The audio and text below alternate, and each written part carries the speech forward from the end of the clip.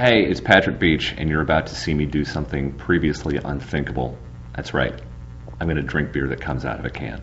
So, Oskar Blues Brewery in Lyons, Colorado started out a few years ago as just a small little brew pub and restaurants, and they wanted to get their beers in packages so that people who like their beers could buy it. Well, obviously everybody in the world bottles. They were approached by a Canadian company that said, you know what, you might want to think about cans. There is no taste from cans because they're lined with a polymer now. It will reduce your carbon footprint, reduce your shipping costs, yada, yada, yada. They laughed for about a week, and then they said, you know what, that might not be a bad idea.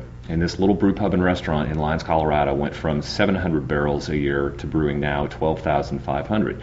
That's especially good news because these little babies are now coming into our market. Their flagship beer is called Dale's Pale Ale, which is a wonderful, wonderful pale ale. It has almost a buttery mouthfeel. Not too hoppy, not too malty.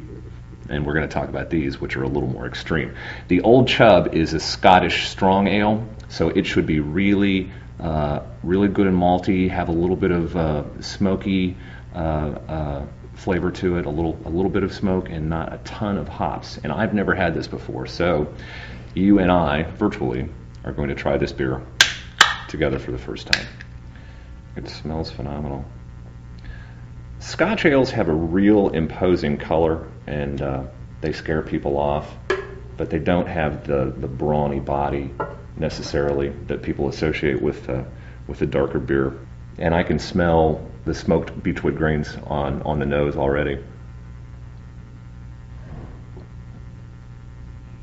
It's got a wonderful pull, very nicely balanced, a little maltier than I would have expected, and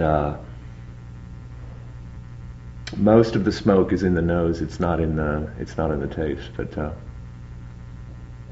really, if you think you don't like dark beer, this is a good one to check out. It's not like a double Bock or anything like that. It's a good bit lighter than that. You still get a good bit of body, but give it a shot.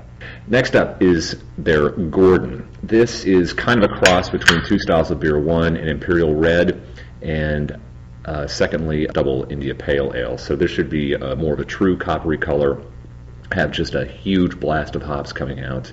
And this one, in terms of international bittering units, this one has 85 IBUs, so there's going to be a bunch of hops coming out of this. It's about 8.7% alcohol. I'll go ahead and try it now. The hop aroma is almost floral or citrusy. It smells a little bit like a Stone IPA to me. You would think that a beer this intensely hopped would be out of balance between the malt and the hops, but I think this is exceptional. Especially if you like pale ales, especially if you like Stone IPA, definitely check out the Gordon. And we'll see you next time.